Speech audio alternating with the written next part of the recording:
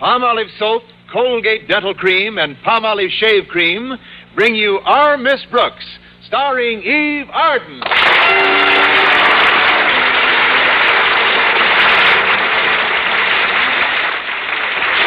time once again for another comedy episode of Our Miss Brooks.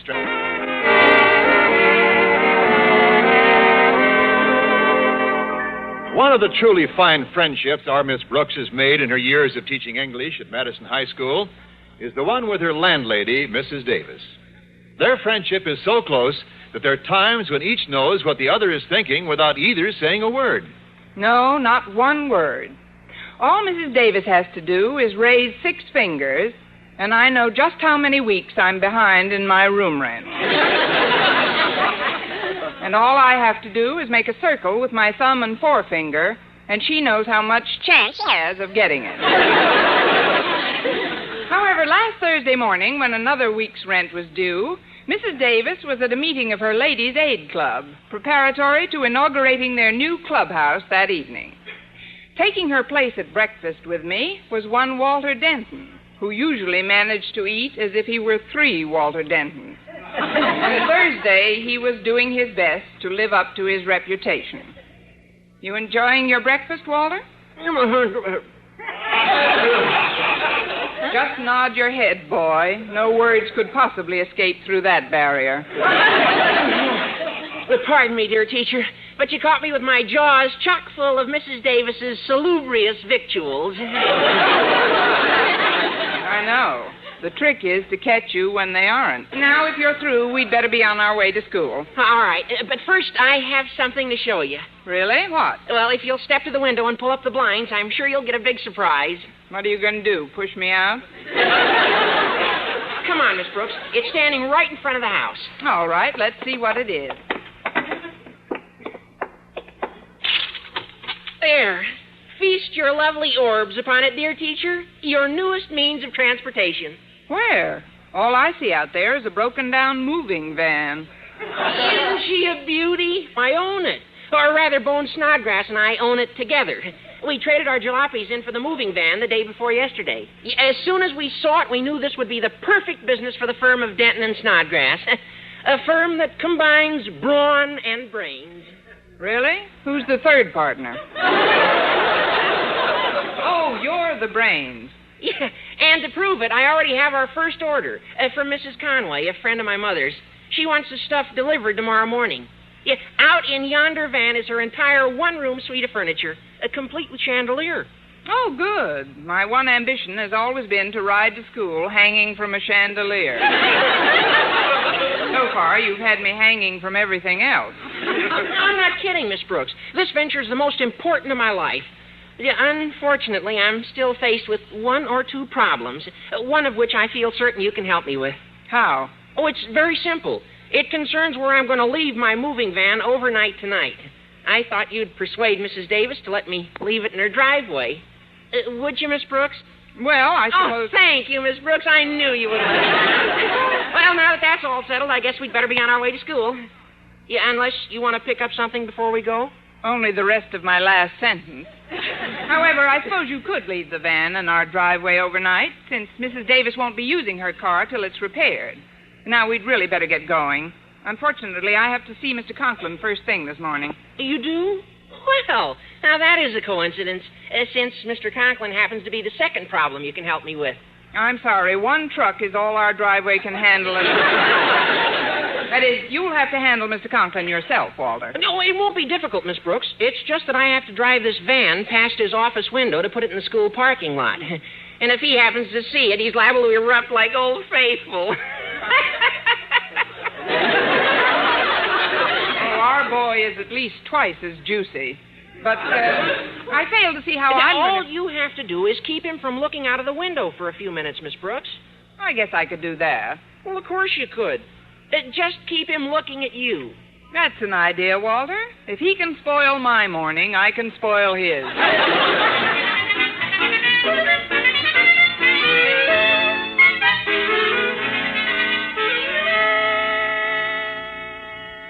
But Osgood, I promised the ladies you'd speak when we inaugurated our new clubhouse tonight. can't you possibly make it? Martha, there's nothing I'd rather do. Nothing in the world. But can I help it if I have to be out of town tonight on business for Mr. Stone? Oh, I suppose not. But this business for Mr. Stone certainly came up awfully suddenly. Well, you told me about the meeting awfully suddenly. That is, I would have let you know sooner, but I didn't think it was necessary until you told me about the meeting. Well, it certainly seems strange to me. You had to go out of town for Mr. Stone the last time my Ladies' Aid group asked you to speak, too. The man has a simply uncanny knack of picking just the wrong night. Osgood, it isn't the $50 you were asked to contribute after we inaugurated our last clubhouse, is it? Magnolia Blossom. How could you even think such a thing? If for a moment I thought it was the $50. Poopsie girl. How could you doubt your Osgood? Oh, just a moment, Martha. There's someone at the door. Come in. Good morning, sir. I have the report. Oh, it's you, Miss Brooks. Excuse me. My wife's hanging on the phone. Well, quick, cut her down. You're speaking to her. Well, go right ahead, sir. I'll wait. Hello, angel eyes. Just put all those horrid doubts out of your mind. When your Osgood says he has to go out of town on business for Mr. Stone, your Osgood means exactly that. I'll see you before I go. Goodbye, Pet. Miss Brooks, can you imagine my wife not wanting to believe I have to be away from home overnight? Seems incredible to me. Then you really have to go away on business, your Osgood? Mr. Conklin? Of course I have to. Do you think because my wife's Ladies' Aid group wants me to speak and perhaps contribute $50 tonight that I'd resort to the twin shames of deceit and subterfuge? Which hotel are you staying at in town, sir? Oh, I wouldn't dare stay at a hotel. It's much too risky. Well, if you must know, I simply can't afford the $50, Miss Brooks. And now that my secret is out, perhaps you can help me find a place to sleep tonight. Oh, I'd like to, sir, but our driveway is already spoken for. That is, most of the people we know are members of your wife's group. I know, and if she ever finds out about it... You. What was that? What was what? Those sounds outside my window. That was either a truck backfiring or those were shots. I knew someone would catch up with Miss Enright sooner or later. My, isn't it awfully bright in here, sir? I don't know when I've seen such a glare from the sun. I'd better pull down your shade. Glare from the sun? What are you talking about? How could there be any sun in here this time of morning? My windows face west. Well, the days are getting awfully short this time of year. Anyway, there's no use waiting till the last second. Now, I'll just pull... That is a truck backfiring. Well, I'll soon see what it's doing outside my window. Oh, but Mr. Compton, I'm certain that... Holy cow, it's a moving van. And Walter Denton's driving it to our parking lot. What is that idiot Denton doing with a moving van? Maybe his books are heavier than the other kids.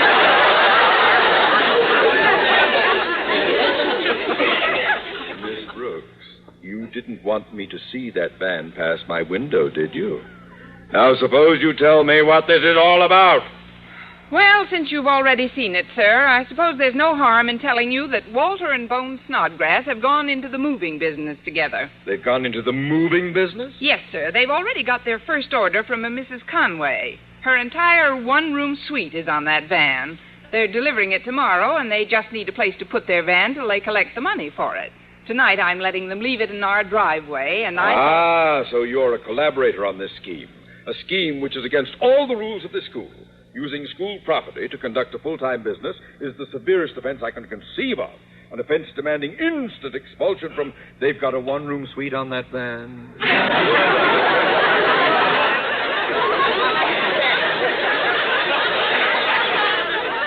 Shall I tell them they can re-enroll now, sir? Miss Brooks, is that a complete one-room suite? Yes, sir. Complete with chairs, bed, and built-in principal. It's got... I think it might be just what I'm looking for, Miss Brooks. Yes, just what I need. A perfect place to spend the night. Now, no one must know about this, Miss Brooks. Oh, no, sir. Neither students nor faculty. This is a secret which you must carry with you to your grave. Understand? Yes, sir. If I don't, that may happen a lot sooner than I expect.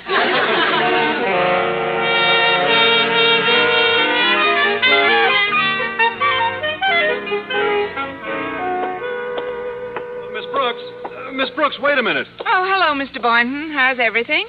Well, Miss Brooks, I'm faced with a problem.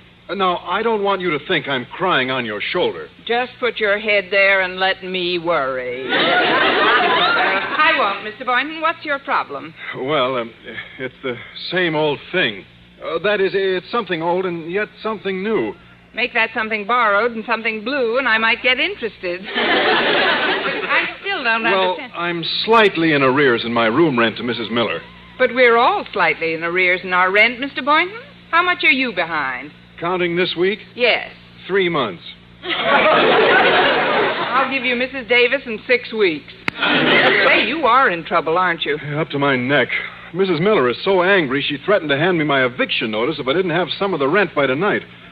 She's stopping by before her ladies' aid meeting at 8 and again when it's over. Well, what are you going to do? Well, the only thing I can do is find some other place to stay overnight.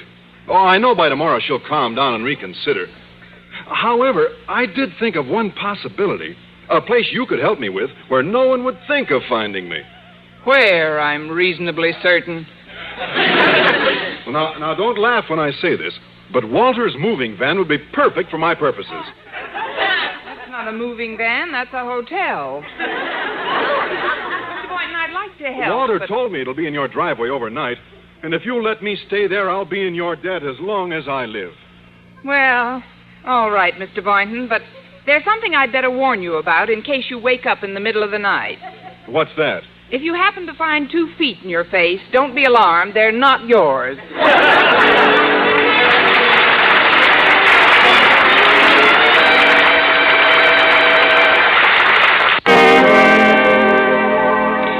Well, when I agreed to let Walter leave his moving van in Mrs. Davis's driveway overnight, I had no idea I'd have to put a quiet, do not disturb sign on its rear doors. But with Mr. Conklin and Mr. Boynton persuading me to let them use it as sleeping quarters for the night, I felt like a desk clerk without portfolio. I was quietly cursing the brains of the firm of Denton and Snodgrass on my way to the school cafeteria at noon when I happened to run into the Brawn. Hi, Miss Brooks. Hello, Bones. How's everything with Denton, Snodgrass and Company? I think you made a mistake, Miss Brooks. A mistake? Yeah, there's my brother, Stretch Snodgrass, and me. Bone Snodgrass, but there ain't no one named Denton Snodgrass. I'm talking about Walter Denton. Oh, well, I'm going to meet Walter after lunch. And, boy, have I got some good news for him. You have? Yeah. Well, that Walter thinks he's so smart just because he got an order from Mrs. Conway. Wait till he hears about the order I got. Mrs. Davis gave me an order to move all her furniture from our old clubhouse to a new one tonight. Mrs. Davis can't do this. Not with Mr. Boynton and Mr. Conklin asleep. Excuse me, Bones. I've got to make a phone call in an awful hurry. Of all the people to pick to give the moving job to, I can't... Hello? Hello, Mrs. Davis. This is Connie. Oh, Connie, could you call me back a little later? I'm expecting phone calls from Maud Richards, Peggy Lowell, and Sally Norton about the clubhouse inaugural tonight. If I talk to you, I'm liable to get all confused. You won't get confused. I want to talk about clubhouse business, too. Well, all right, if you say so. What is it, Maud? Mrs. Davis, please. Look, I'm calling about the moving job you gave Walter and Bones Snodgrass. You've got to cancel it. But why, dear? Walter and Bones are such nice boys. They deserve to get a start in business. Of course they do, and I wouldn't ask this of you unless there was an excellent reason. I'll tell you what it is if you'll keep it a secret. Promise me you'll forget it as soon as I tell it to you. Oh, you can trust me, Sally. I can't think of anyone I could trust more. All right, Mrs. Davis, the reason I'm asking this favor is that Mr. Conklin and Mr. Boynton are going to be in the moving van tonight. Really, dear? Who gave the order to move them? They're sleeping in it, Mrs. Davis. Neither of them wants it known where they are for one night. How exciting. They're hiding out. Well, trust me to dummy up, kid. I wouldn't squeal when two of them are keeping under cover from the bulls.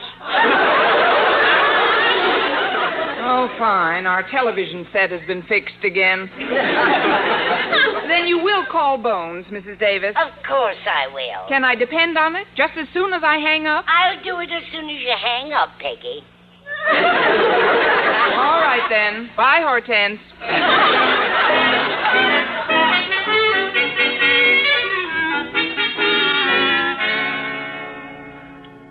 Gosh, Waller, I don't understand what happened. This dame give me the order, and an hour later she calls back and cancels it. Well, don't let it bother you. I got another order myself a little while ago. The biggest order we've had so far. Hey, that's great. Who'd you get it from? From Mrs. Conklin. I phoned her a half hour ago, and we're moving all the furniture from her old clubhouse to her new one tonight. How's that for using the old bean? Boy, I gotta hand it to you, Waller. I wish I had thought of that idea.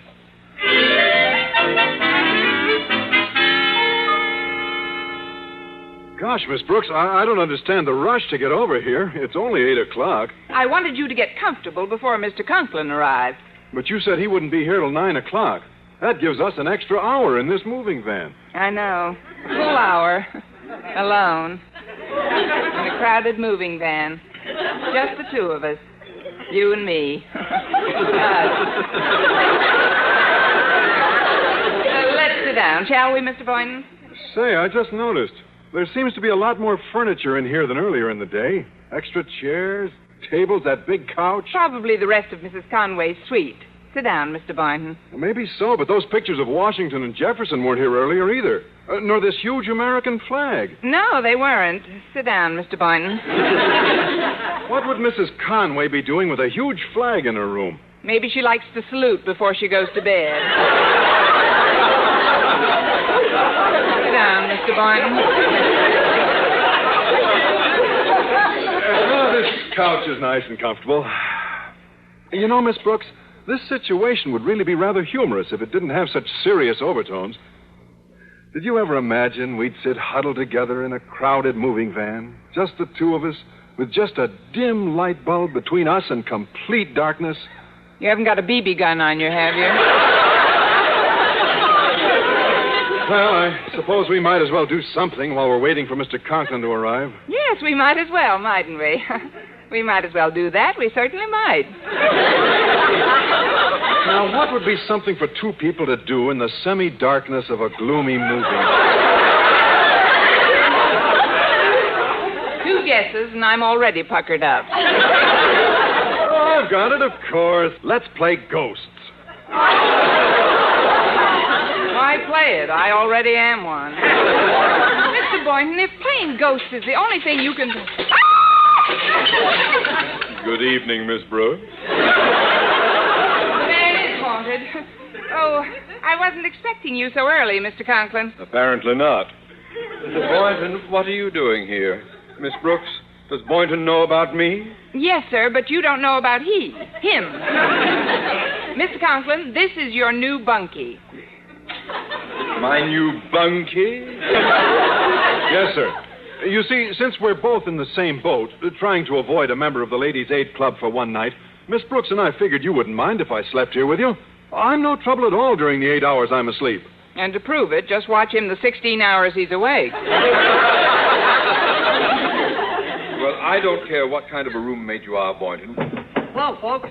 The doors was open, so I just... Snodgrass? Snodgrass? What are you doing here? I think you made a mistake, Mr. Conklin. There's my brother, Stretch Snodgrass, and me, Bone Snodgrass, but... We know there's no Snodgrass. But what are you doing here, Bones? Well, I might as well ask you all the same question. It's my moving van. Yes, but it's our question. Well, Waller and me have got this furniture to deliver right away. So far, this deal has been nothing but a lot of anger-ravation. Anger-ravation? Yeah, you know. Exasperation. Oh, you mean irritation. That's it. Now, if you'll step inside, Miss Brooks, I'll pull up the ramp. What? Snodgrass, where are you taking us? All right, Waller. Let her go! Let it... Miss Brooks, we're moving. Yes, sir. That's what frequently happens with a moving van. Snodgrass, I insist that you tell us immediately where we're going.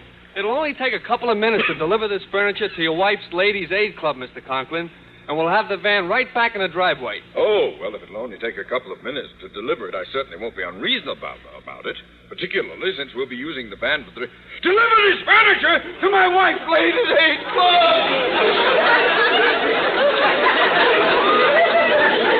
Deliver the furniture to Mrs. Conklin's Ladies' Aid Club? I vote aye and make it unanimous. Snodgrass, have Denton stop this van immediately. Immediately. Denton, stop this truck at once. Halt, I say. Looks like he's forgotten the password. He can't possibly hear you, sir. All this furniture's made the interior soundproof. Yes, but Miss Brooks, in another minute we'll be at the new clubhouse. What am I going to do? I've only got one more minute. Now, please, Miss Brooks, help me. All right, you start thinking of a speech while I look through your pockets for the $50. The only other thing I can think of is for you to hide, sir. Good, very good, yes. Now, where will I hide? How about the big couch, sir? You could stretch out under the soft cushions. Yes, good idea, under the cushions. But are you certain no one will see me under them? Even if they did, it would look like nothing but more cushions. Miss Brooks, can I use the couch, too? Nothing doing. You had your chance before.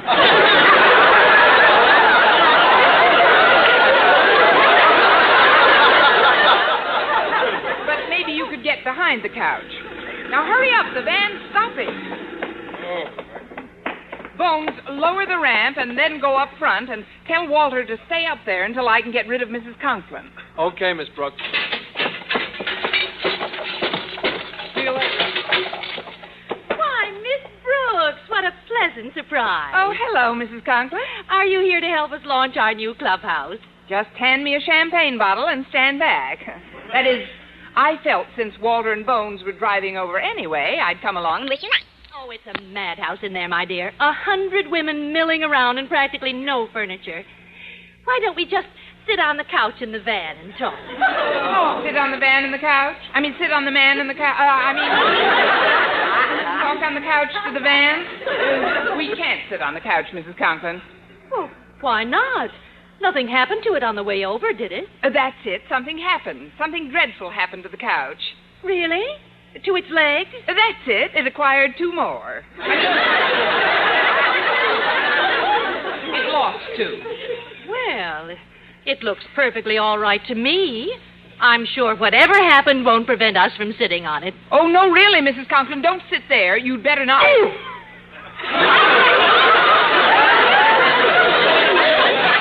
What was that? What was what? When I sat down just now, I heard an oof. That was I. When you sat down, I said you'd better get oof. Miss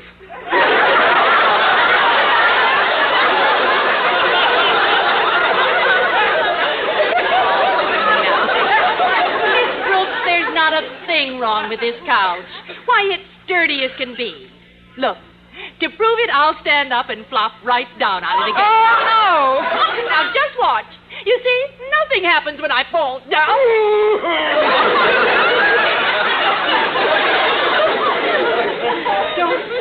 Don't tell me you didn't hear that, Miss Brooks. Maybe the couch creaked. Many couches do that, you know. I heard a groan. Very few couches do that. But we'd really better go in. There's someone under those cushions. Oh, no, there couldn't possibly Miss be. Brooks, there's a body under there. Don't be alarmed. I doubt if it's still alive. Well, I'll just take off this cushion and... Hello, Poopsie girl. Osgood Conklin, of all the low-down, underhanded, malicious... Now, Twinkle Toes. Give your Osgood a chance to explain. Oh, don't even try, sir. Mrs. Conklin, there is only one explanation that covers all situations like this one. One explanation? What's that, Miss Brooks? Your husband was standing on a corner, minding his own business, waiting for a moving van. Oh, after Mr. Boynton was discovered, too, I really got busy and thought up a whale of a story. I practically convinced Mrs. Conklin that both her husband and Mr. Boynton had done this merely to surprise her and help with the clubhouse inaugural. Well, I still can't quite believe it, Miss Brooks. But I know Mrs. Miller will be as delighted to see Mr. Boynton as I am to see Osgood. Did my landlady mention me this evening, Mrs. Conklin? Well, yes, she did, Mr. Boynton, but I forget what it was about. This has been such a hectic night. Oh, dear. Frankly, I don't see why we moved at all when we'll only use this new clubhouse for a few hours, twice a week. You mean you only meet here twice a week? That's right. The rest of the week, it's dark. It is? Well, don't be surprised if you happen to be passing some night and it's not completely dark, Mrs. Conklin. Why, what do you mean, Miss Brooks? Mr. Boynton tells me he likes to read before he goes to sleep at night.